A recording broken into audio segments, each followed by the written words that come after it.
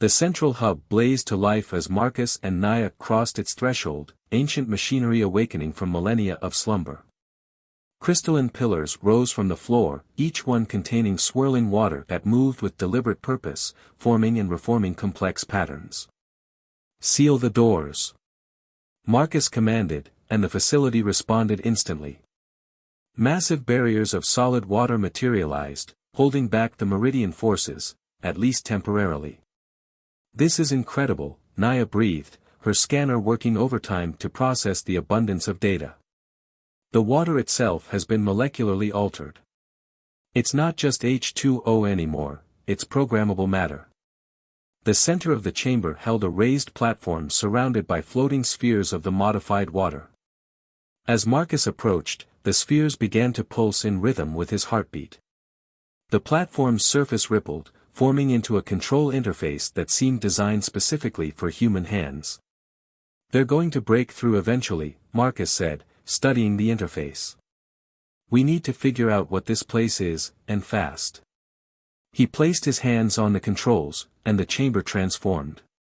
The walls became transparent, revealing the true scale of the underwater facility, not just a city, but an entire civilization's worth of infrastructure stretching across the ocean floor. Holographic displays filled the air around them, showing similar facilities on other worlds, including one that made Naya gasp. "That's Syrinx," she whispered, watching imagery of her desert homeworld as it had been millions of years ago, covered in vast oceans teeming with life. "We always wondered what happened to our ancient seas." They weren't destroyed, Marcus realized, reading the data streaming through his suit's interface. They were stored. Transformed into the underground aquifers that your people consider sacred. He turned to her, eyes wide with understanding. "Your entire civilization was engineered to protect those waters until they could be restored." A blast shook the chamber as meridian forces began cutting through the water barriers. Naya worked frantically at a secondary console, trying to boost the facility's defenses. But why? Why go to such lengths? The answer came as Marcus accessed deeper levels of the facility's database. Images filled the chamber showing Earth's earliest oceans, and creatures that looked surprisingly like modern humans swimming through them. But these weren't evolutionary ancestors, they were something else entirely. "We didn't evolve from sea creatures," Marcus said slowly, watching the ancient records play out. "We were engineered from them. Humanity was created to be guardians of the galaxy's oceans." The revelation hit him like a physical force. The diving reflex, our natural affinity for water, they're not accidents of evolution.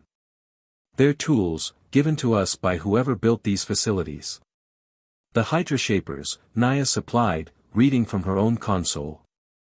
"That's what my people called them in our oldest texts." But Marcus, according to this, they didn't just create humans. They worked with them. As equals. Another explosion rocked the chamber. Through the transparent walls, they could see meridian forces deploying some kind of energy weapon, systematically destroying the facility's water barriers. They had minutes at most. Marcus's hands moved across the controls with increasing confidence, accessing systems that felt somehow familiar. "The facility is trying to tell us something. About why they left, why they stored the oceans of worlds like Syrinx." The chamber's displays shifted, showing a massive stellar event, some kind of radiation wave approaching the galaxy. The Hydra Shapers had detected it coming, had known their own aquatic civilization wouldn't survive its passage. They didn't abandon these facilities, Naya realized, her voice hushed with awe. They transformed themselves. Into us. Into our peoples. She looked at her own webbed hands, then at Marcus's human ones. Two different approaches to surviving the same catastrophe. Syraxians adapted to survive without oceans, Marcus continued, understanding flowing like water. While humans were engineered to eventually restore them. He accessed another level of controls, and the chamber hummed with new energy. That's what this place is for. Not just terraforming, but restoration. Awakening the abilities that were hidden in our DNA. The final barrier protecting the chamber began to crack under Meridian's assault. But Marcus wasn't afraid anymore. The facility had shown him what he needed to do, what his species had been designed to do. "Naya," he said, stepping onto the central platform as water began swirling around him. "Remember how your people's sacred texts describe water as a living thing?" She nodded, watching in amazement as the modified water responded to his presence, forming complex patterns in the air. "They say it has a memory, a purpose." They were right. Marcus felt power flowing through him as ancient systems interfaced directly with his genetic code, awakening something that had been dormant for millions of years. Human beings aren't just good swimmers. We're living keys, designed to unlock the true potential of water itself. The chamber's displays showed similar facilities activating across the galaxy, responding to his activation of the hub. On screens around them, underground oceans on dozens of worlds, including Cerex, began to stir. "Your people protected the waters," Marcus said, as energy coursed through the chamber. "Now it's time for mine to restore them." The Meridian forces finally breached the chamber's outer door, rushing in with weapons raised. But they stopped short at what they saw, a human being standing in a column of living water, accessing powers that had been hidden in his species' DNA since the dawn of their existence. Naya stepped forward, placing her hand in Marcus's. Desert Dweller and Waterbearer, two branches of the same ancient legacy, finally reunited. The chamber filled with light as the facility's full power was unleashed, ready to remind humanity of its true purpose in the galaxy. The ancient chamber hummed with dormant power as water drained away, leaving Marcus and Naya in their submersible, surrounded by technology that shouldn't exist. Holographic displays flickered to life around them, filling the vast space with ghostly blue light. "These readings are extraordinary," Naya whispered, her scientific equipment struggling to process the data. "The energy signature, it's similar to the deep ocean vents on my homeworld, but artificially enhanced. Someone found a way to harness the planet's core energy." Marcus exited the submersible, his deep dive suit adapting instantly to the pressurized environment. The chamber's walls were covered in flowing scripts that seemed to ripple like water, changing and shifting as he approached. "Can you translate any of this?" "Some," Naya replied, following cautiously in her environmental suit. "It's an ancient form of aquatic scripture, but mixed with something else." "Something." She paused, her head frills twitching with excitement. "Something human." Before Marcus could respond, their comms crackled with an urgent message from the surface. "Commander." Jackson's voice was tense. "We've got company. 3 vessels just dropped out of FTL. Corporate signatures, heavily armed." "Meridian Corporation," Marcus growled. The massive conglomerate had been trying to claim exclusive rights to alien artifacts across the galaxy. "How did they find us?" "They must have detected the energy surge when the structure activated," Naya said, her fingers dancing across her portable scanner. "Marcus, we need to move. These readings suggest there's much more to this facility, including defensive systems." The chamber shuddered as something impacted the ocean above them.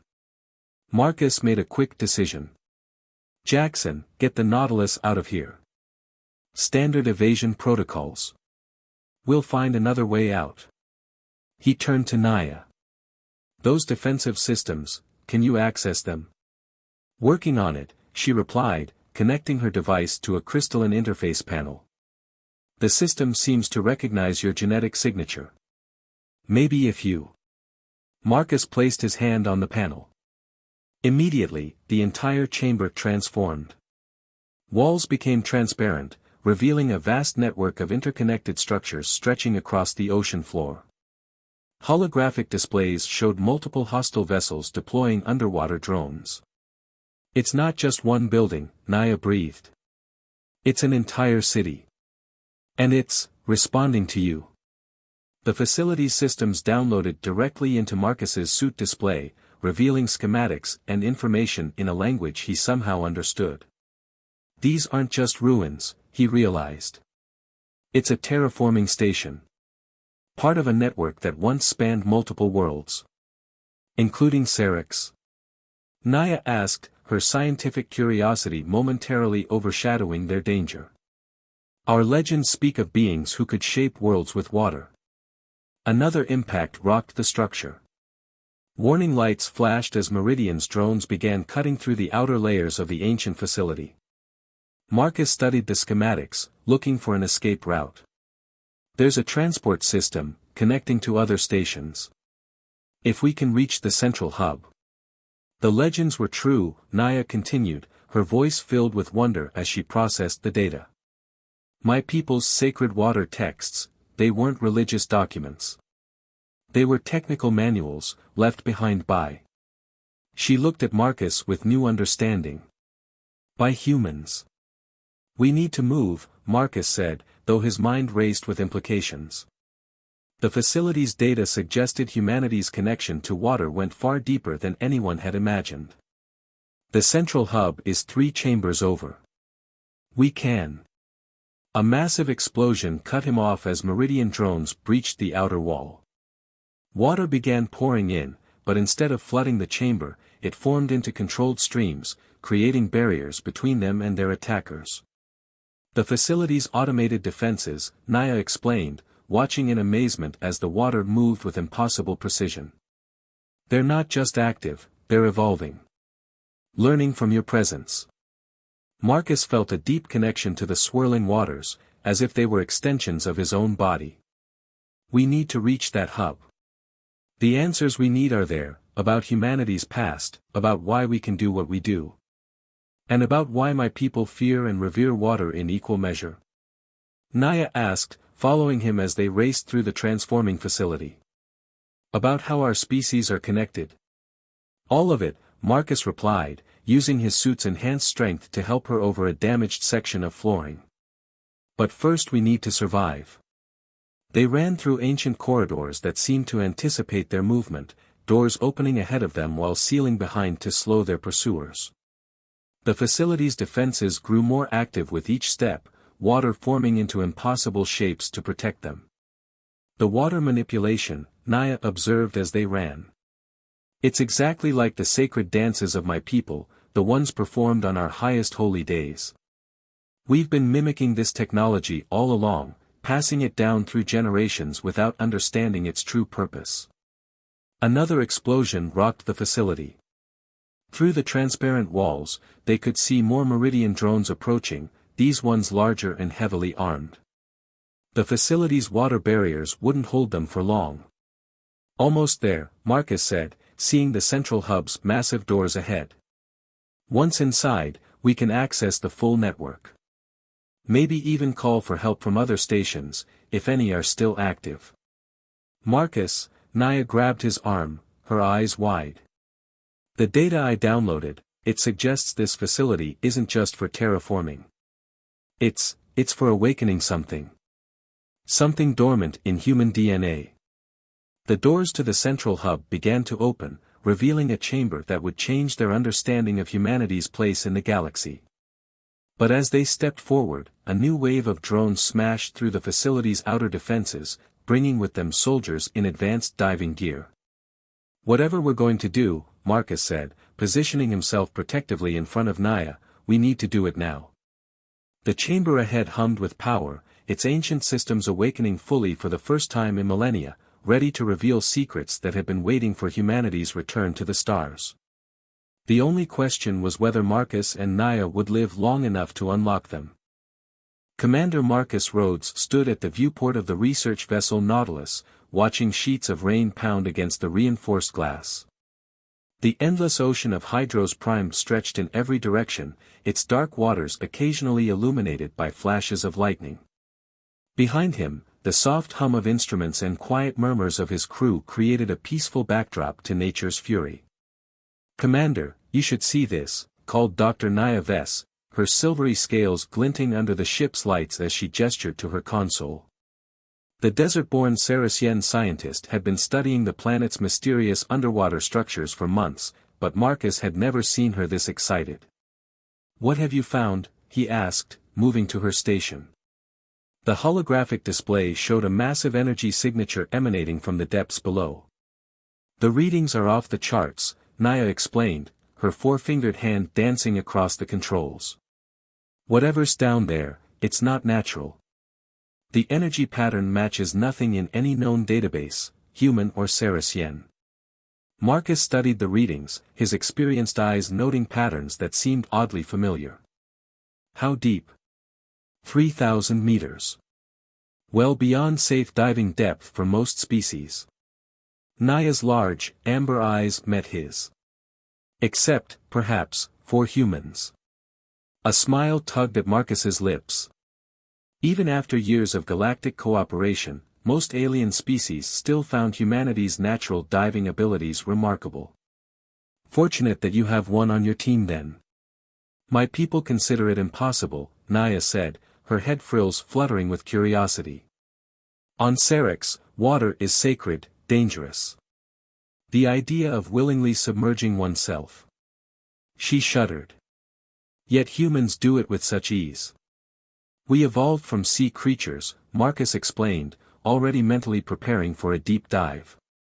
"Our bodies remember the ocean, even after millions of years on land." The ship's sensors chimed, drawing their attention back to the present.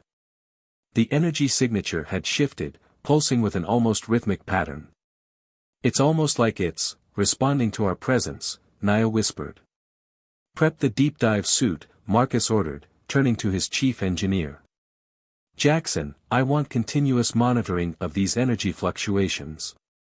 Dr. Vess, care to join me in the submersible?"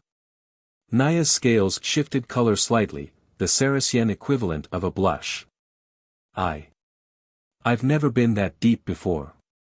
"First time for everything," Marcus said with a reassuring smile. "The submersible is perfectly safe. Besides, I need your expertise if we find anything down there." As they prepared for the descent, Marcus couldn't shake the feeling that they were about to discover something that would change everything. The deep dive suit, a masterpiece of human engineering, fit him like a second skin. Its systems were designed to work in harmony with humanity's natural diving reflexes, enhancing rather than replacing them. The submersible, a sleek vessel named Leviathan, waited in the launch bay. Through its transparent hull, Marcus could see Naya already seated inside, her hands clenched tightly on the armrests. He climbed in beside her, beginning the pre-launch sequence. "How can you be so calm?" she asked as the launch bay began to flood. "The pressure at that depth would crush most species." "Trust in human engineering," Marcus replied, "and in human biology. We're tougher than we look." The descent began slowly, darkness enveloping them as they passed beyond the reach of surface light. Bioluminescent creatures drifted past like living stars, creating their own constellations in the deep.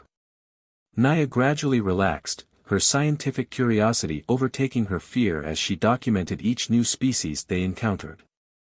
At 2,000 meters, their lights illuminated something that made them both catch their breath. Rising from the ocean floor like a sleeping giant was a structure that defied explanation. Its smooth, curved surfaces were covered in patterns that pulsed with a faint blue light. "Impossible," Naya breathed, her instruments whirring as they captured every detail. "These patterns, they're similar to ancient Saracen water scripts, but far more complex." Marcus guided the submersible closer, feeling an inexplicable connection to the structure. The patterns seemed to pull stronger as they approached, as if responding to their presence, or perhaps, he realized with a start, responding to him. "The energy readings are synchronized with your heartbeat," Naya announced, her voice filled with wonder. "Commander. I don't think this is a coincidence." Before Marcus could respond, a beam of light shot from the structure, scanning their vessel. The submersible systems sparked to life, displays filling with symbols that Marcus somehow understood despite never seeing them before. "It's some kind of recognition protocol," he said, his hands moving across the controls instinctively. "The structure, it's recognizing human DNA." "But that's impossible," Naya protested, though her scientific mind was already racing with implications. A doorway appeared in the structure's surface, irising open to reveal a water-filled chamber beyond. The submersible's computers indicated the chamber was safe to enter, though by all normal physics, it shouldn't exist at this depth without collapsing. Unless humans have been here before, Marcus finished her thought. A long time before. As they guided the Leviathan into the chamber, both knew they were about to uncover something that would reshape their understanding of human history. The door sealed behind them, and a process began that would reveal secrets hidden in Earth's oceans for millions of years. Marcus looked at Naya, seeing his own excitement reflected in her alien features. Ready to make history? Her head frills rippled with anticipation. With you? Always. The chamber began to drain, preparing to reveal its ancient secrets to a human and an alien who would together uncover the truth about humanity's deep connection to the oceans of distant worlds. The Meridian forces hesitated as living water swirled around Marcus and Naya, their weapons trained but unfired. At their head, a figure in advanced diving gear stepped forward, removing her helmet to reveal a scarred face and cold eyes. "Commander Rhodes," she said, her voice carrying the artificial smoothness of corporate conditioning. "I'm Director Teresa Vale. I must admit, you've exceeded our expectations. We've been studying these facilities for years, but never managed to activate them." Her smile didn't reach her eyes. "Until you came along." Marcus maintained his connection to the facility's systems, feeling the power flowing through him. The modified water responded to his thoughts, forming complex patterns in the air. "You have no idea what you're interfering with." "On the contrary," Vale replied, producing a small device that pulsed with angry red energy. "We know exactly what this facility is. Why do you think we've spent decades tracking down humans with enhanced aquatic abilities?" She gestured to her troops. "Half my team are genetically modified with synthesized versions of your genes." Naya's scanner beeped urgently. "Marcus, they're trying to hack the facility's network. They're accessing the other sites." Through the facility's systems, Marcus could feel it, invasive programs spreading through the ancient network, attempting to corrupt the activation sequence he'd initiated. On the chamber's displays, warning signals flashed as other facilities across the galaxy began reporting interference. "You're going to destroy everything," Marcus warned, directing the facility's defenses to counter the hack. "These systems are delicate. They've waited millions of years for the right moment." "They've waited long enough," Vale snapped. "The Hydra Shapers left us these gifts. It's time humanity claimed them." She raised her hand, and her troops activated devices similar to hers. The chamber's water began to vibrate, fighting against their artificial control. Naya worked frantically at her console, her webbed fingers flying over the controls. "Their modifications are unstable. They don't understand the true purpose of the system." She looked up at Marcus, her eyes wide. "The facility is detecting genetic degradation in their enhanced soldiers. If they force this..." A scream cut her off as one of Vale's troops collapsed, his modified genes rejecting the connection to the facility. The water around him turned dark, corrupted by the interference of artificial enhancements. "The Hydra Shapers didn't leave these facilities as weapons," Marcus said, fighting to maintain control as more corrupted signals poured into the network. "They're tools of creation, of restoration. You can't force them to dash." "We can force them to do whatever we want," Vale interrupted, pressing buttons on her device. The chamber shuddered as emergency protocols were overridden. "Humanity has played in the shallow end long enough. It's time to take control of the galaxy's oceans." Marcus felt the corruption spreading through the network, threatening to contaminate the pure water that had waited so long to be awakened. But he also felt something else, a deeper connection, not just to this facility but to every ocean on every world touched by the Hydra Shapers. "Naya," he called, maintaining his position on the platform.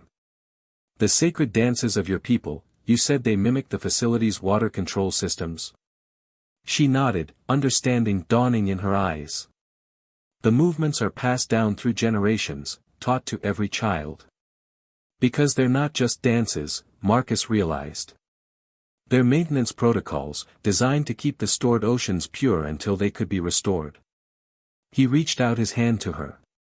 Show me. As Meridian's corrupted signals threatened to overwhelm the facility's defenses, Naya began to move. Her motions were fluid, precise, passed down through countless generations of her people. The pure water responded, forming patterns that countered the corruption. Stop them. Vale ordered, but her troops were falling one by one, their unstable modifications rejecting the connection she'd forced upon them. Marcus felt the facility accepting Naya's movements, integrating them into its protocols.